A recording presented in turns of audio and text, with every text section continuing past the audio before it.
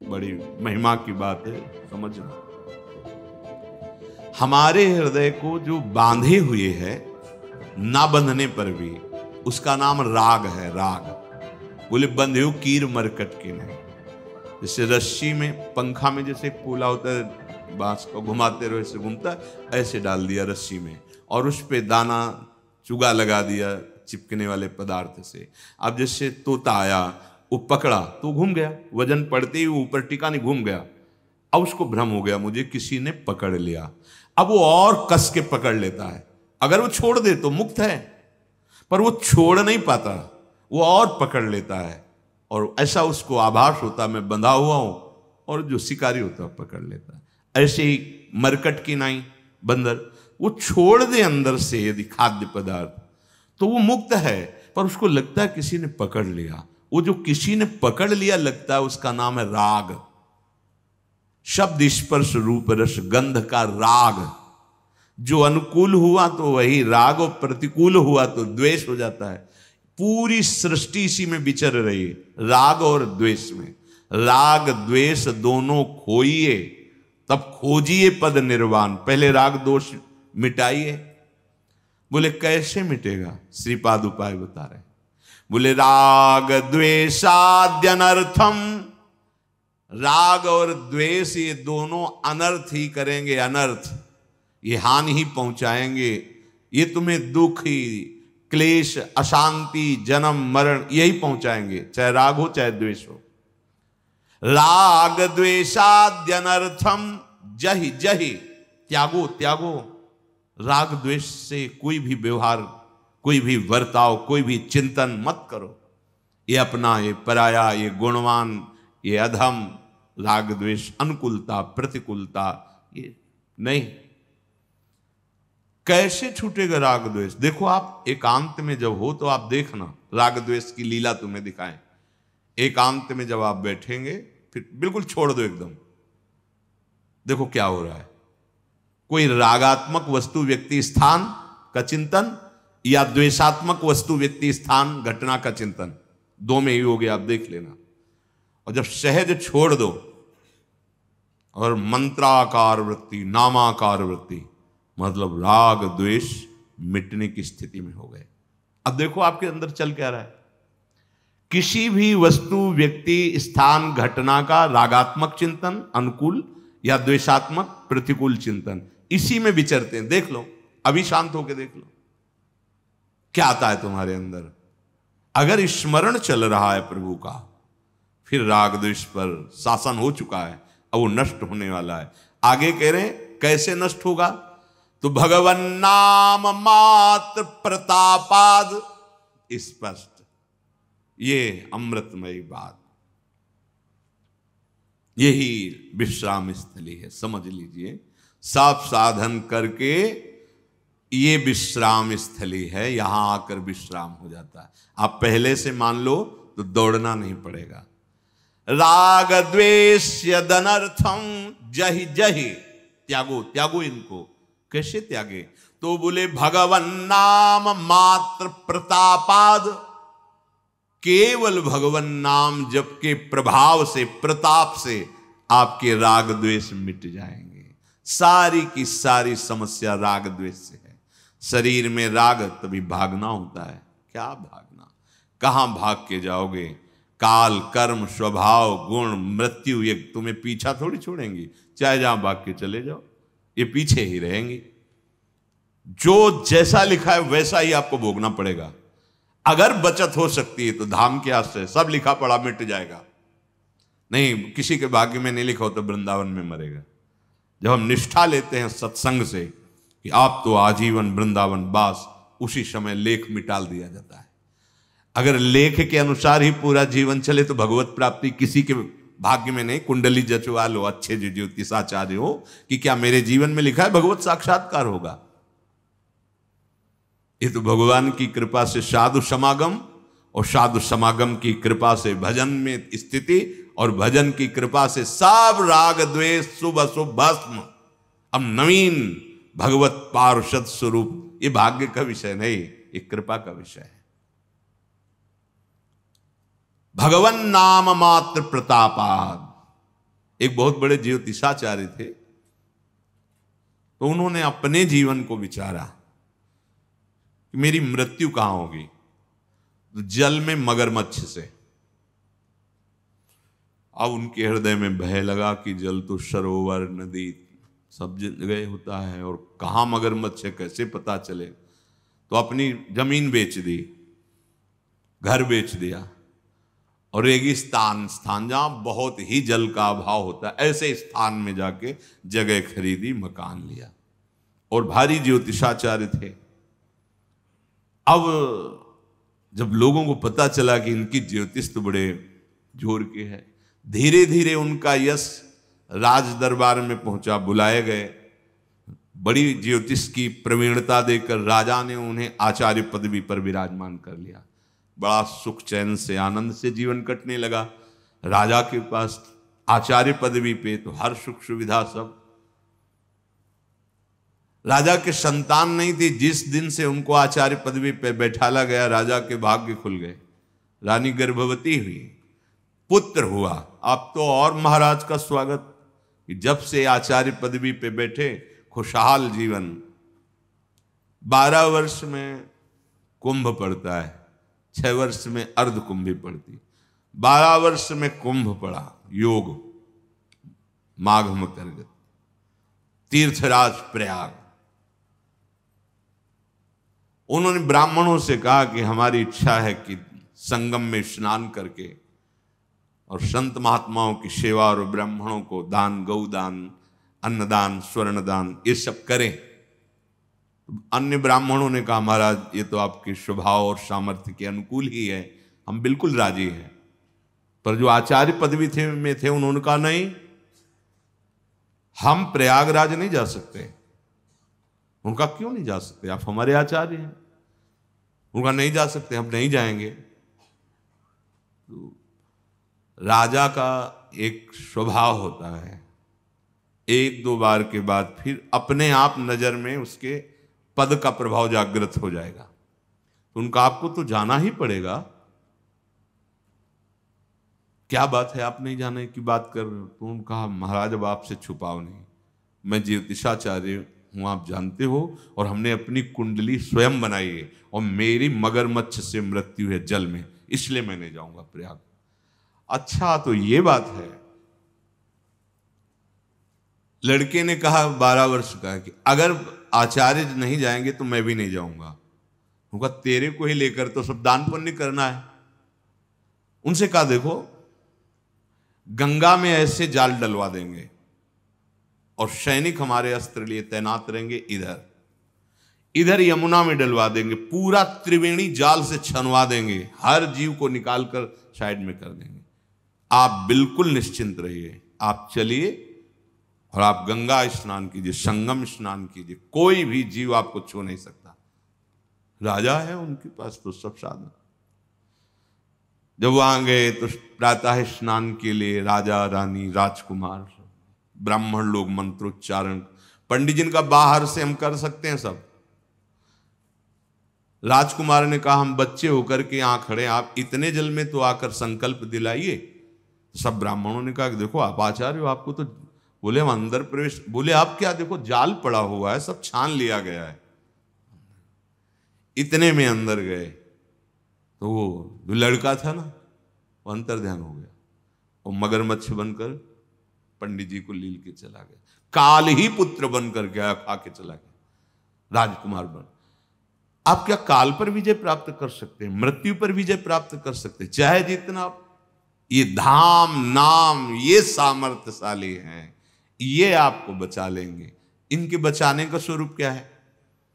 जब भगवान सुखदेव जी पधारे, परीक्षित जी आमरण अनशन व्रत लिए हुए हैं, और जब पता चला कि 7 दिन में भयंकर विषधारी तक्षक नाक काटेगा और मृत्यु हो जाएगी, 7 दिन तक भगवत चर्चा सुनाई और फिर पूछा बेटा परीक्षित तुम्हें तक्षक से कोई भय है? बोले गुरुदेव करोड़ों मृत्यु एक साथ यदि प्रहार करें तो आपकी कृपा से कोई भय नहीं।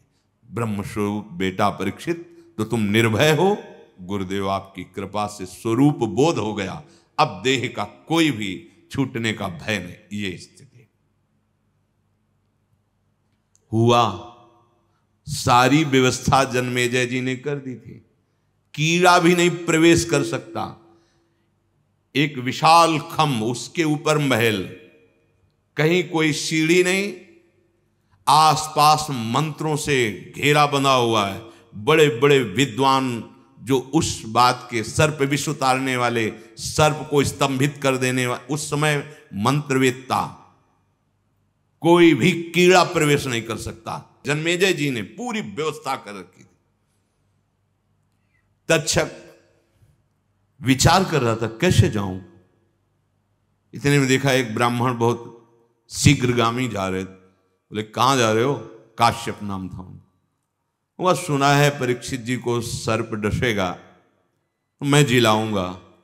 बोले इतना तुम्हें मंत्र बल में अहम है, तुम तक्षक के काटे हुए को जिला सकते हो? बोले अवश्य। बोले मैं ही तक्षक हूं। एक वृक्ष, उसमें लकड़ारा काट रहा था लकड़ी, वृक्ष की जड़ में फण मारा तो पूरी आग लग गई, राख हो गया। कमंडल से जल लिया, मंत्र पढ़ा, मारा तो पूरा नवीन हरा वृक्ष और लकड़ारा वैसे जीवित। तो उनका तुम्हें जो चाहिए ले लो, इसी के नीचे धन गड़ा हुआ है, तुम भेंट ही तो लेना चाहते हो, आगे बढ़ा। जो कुछ फल पुष्प ऋषि जन ले जा रहे थे भेंट देने के लिए, उन्हीं में इतना सूक्ष्म कि दिखाई ही न दे।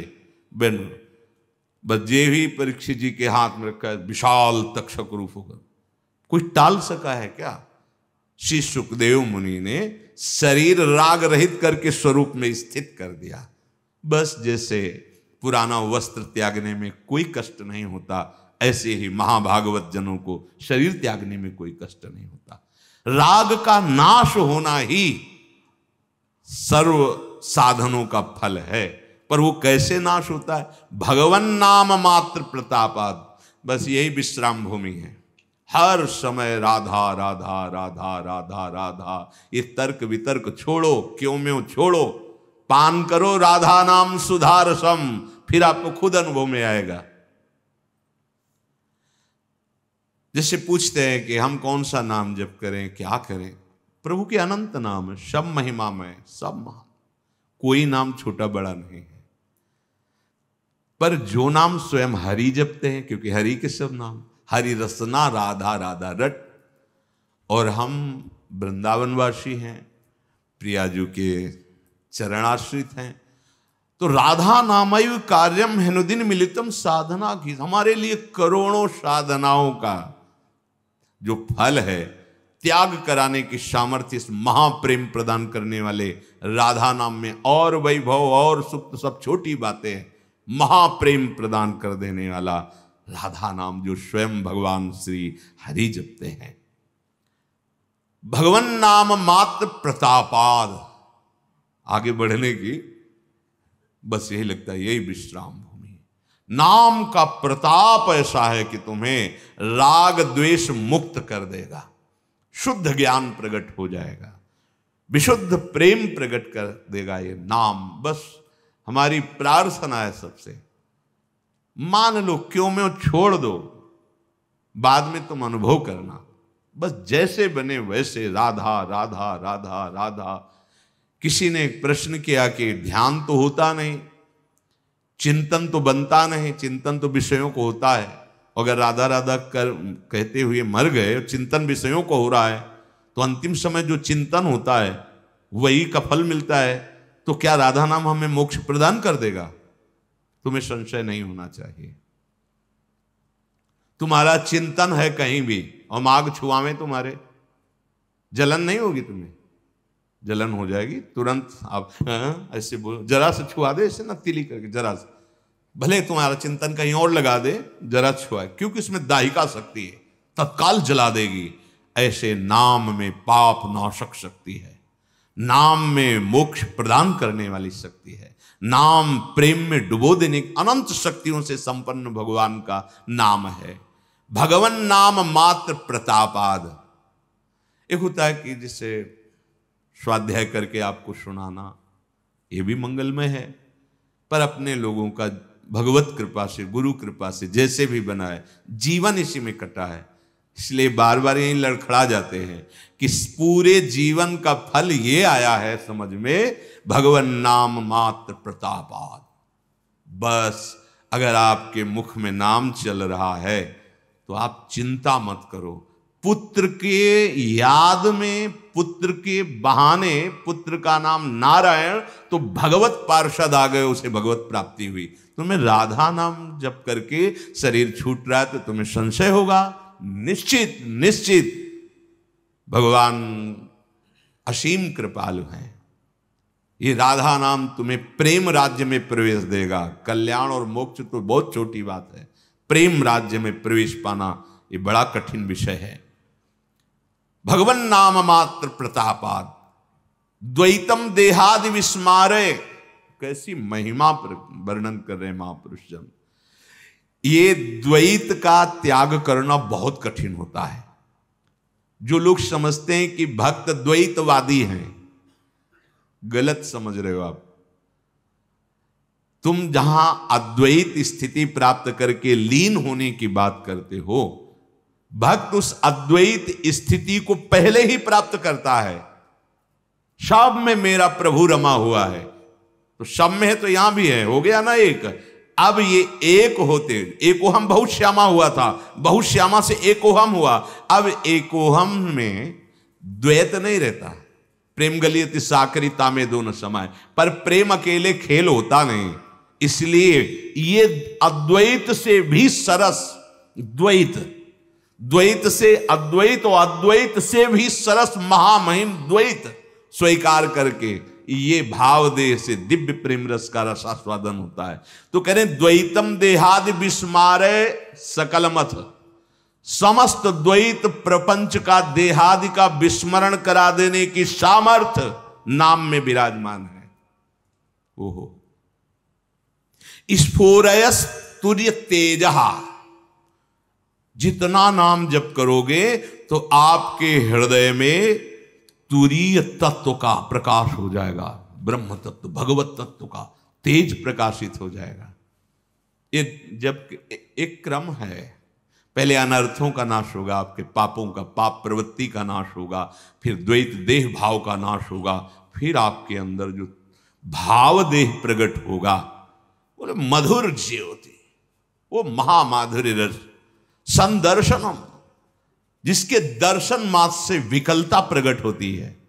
तभी तो है छिन छिन रुदन करंत, छिन गावत आनंद भरी, छिन छिन हार हसंत, ये है जो कृपा हरिवंश की।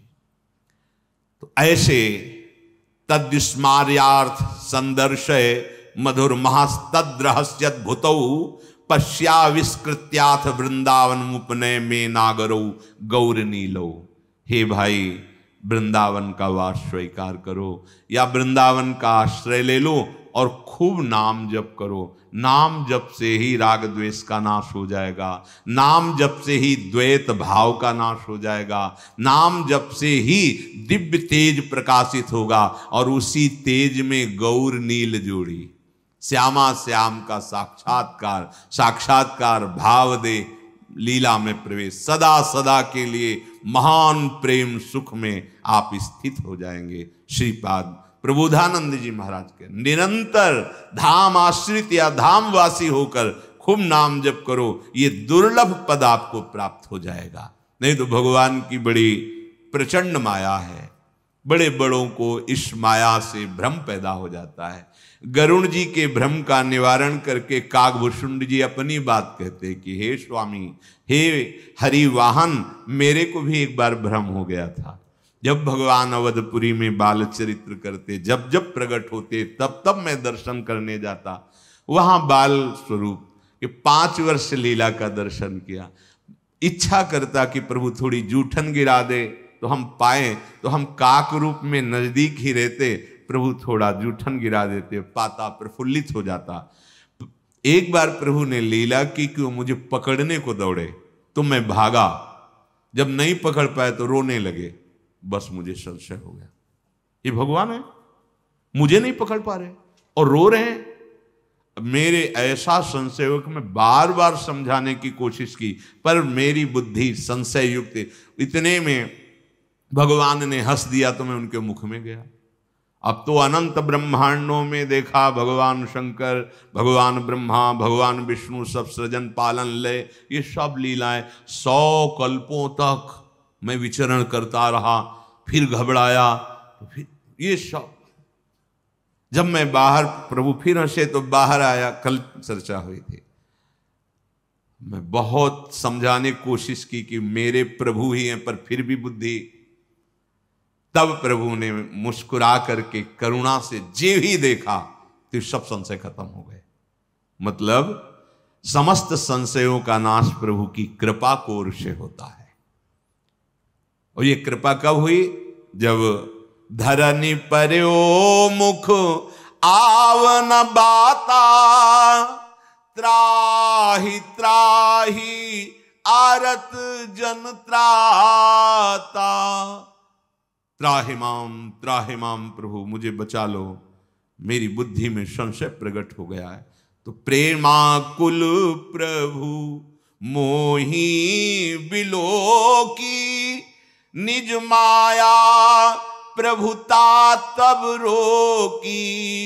कर सरोज प्रभु मम सिर धरेऊ, दीन दयाल सकल दुख हरेऊ। जब प्रभु ने देखा कि मैं त्राहिमाम करके चरणों में पड़ा हूं, प्रभु ने अपनी माया को रोक दिया और मेरे तरफ करुणा दृष्टि से देखकर मुझे उठाया और मेरे ऊपर हाथ काकरी के ऐसे। प्रभु की भक्त वत्सलता देखकर हृदय में अपार आनंद उमड़ रहा है। मेरे नेत्रों से अश्रु बह रहे थे, शरीर पुलकित था और भगवान से मैंने प्रार्थना की। मेरी प्रार्थना सुनकर भगवान ने, ये मेरा निज दास है, कोमल वचन बोले। काक भुषुंडी मांगु बर, अति प्रसन्न मोहि जानी। अणिमादिक सिद्धि अपर रिधि, मोक्ष सकल सुख खानी। हे काकभूषण, तुम मेरे निज दास हो, मैं बहुत प्रसन्न हुआ, वरदान मांगो। अणिमादि अष्ट सिद्धियां, 9 निधियां, रिद्धियां, जो सब सुखों की खान, मोक्ष जो चाहो मांग लो। ज्ञान विवेक विरति विज्ञाना, मुनि दुर्लभ गुण जे जग नाना। आजु देऊं सब संशय नाही, मांगु जो तो ही भाव मन माही। शुद्ध ज्ञान, विवेक, वैराग्य, तत्वबोध और मुनियों के लिए भी जो दुर्लभ है वो सद्गुण, सब तुझे दूंगा, मांग क्या चाहिए तुझे। बड़ी सावधानी से एक एक वचन प्रभु के सुन रहे थे काकभूषुंड जी। विचार कर रहे हैं कि जो मुझे चाहिए वो तो बोले नहीं। सुनी प्रभु बचन अधिक अनुराग्यों, मन अनुमान करन तब लाग्यों। प्रभु कहा देन सकल सुख सही, भगति आपनी देन न कही।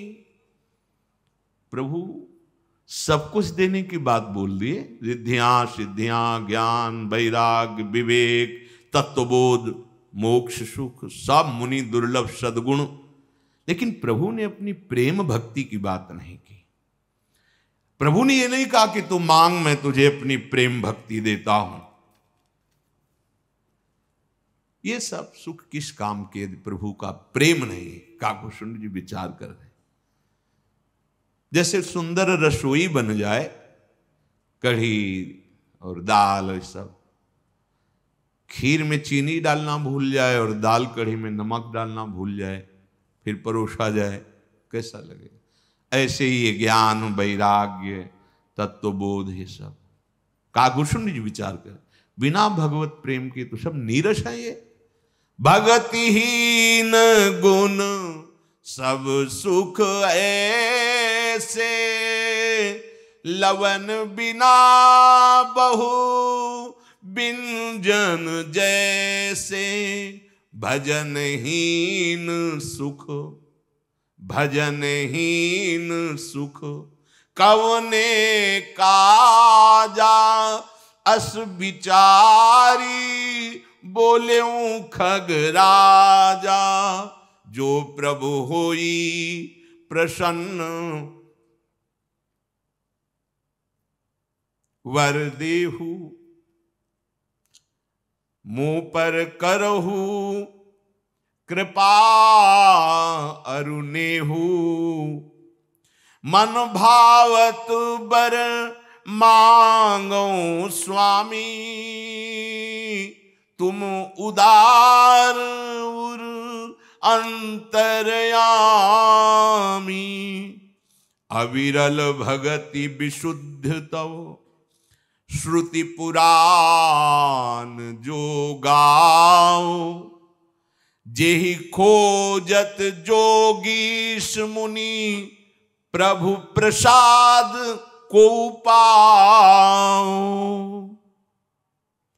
काकभूषण जी ने विचार किया, ये सब सिद्धियां मोक्ष ये सब प्रभु का प्रेम नहीं, भजन नहीं, वो सुख किस काम का है। फिर मैं प्रभु से बोला, हे कृपा और स्नेह के समुद्र मेरे स्वामी, आपने जो कहा अच्छा है, पर प्रभु मेरे मन में जो मांग है वो तो आपने कहा ही नहीं। प्रभु आप उदार हैं, हृदय के भीतर की बात जानने। मुझे सिद्धियां, ये ज्ञान, ये मोक्ष सुख, ये मुनि दुर्लभ सद्गुण, ये रिद्धियां मुझे नहीं चाहिए। मुझे आपके श्री चरणों में प्रगाढ़ प्रेम चाहिए, अनन्य भक्ति चाहिए, जिसके श्रुति पुराणों ने गान किया है। बड़े बड़े योगी जन जिसे खोजते हैं पर पाते नहीं, आपके कृपा पात्र कोई कोई इस प्रेम भक्ति को पाते हैं। नाथ वो मुझे अविरल भक्ति प्रदान कीजिए।